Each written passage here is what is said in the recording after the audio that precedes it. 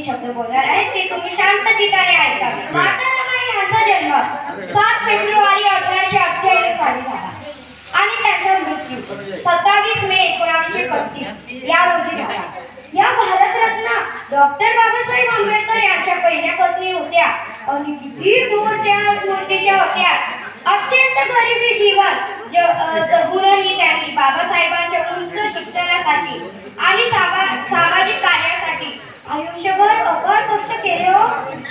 अनुयायी त्यांनी प्रेमाने रमाई किंवा म्हणून संबोधता ज्यांनी घर सांभाळून बाबासाहेबांना आधार दिला.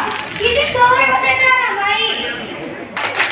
त्यांचा जन्म 7 फेब्रुवारी 1898 रोजी दाभोळ जवळील वरणगाव एका गरिबी कुटुंबात झाला.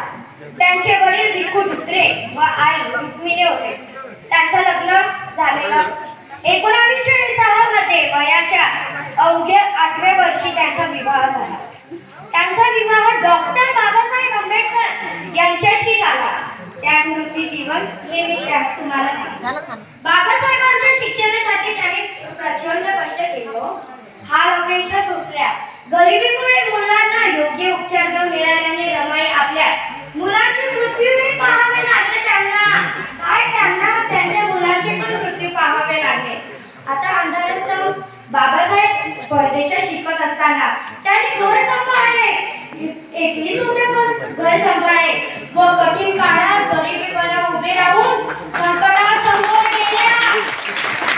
त्यांचे निधन 27 मे 1935 रोजी अनेक वर्षाच्या आजारपणानंतर रमाईने आरेचा श्वास घेतला आणि ती मृत्यू पावली.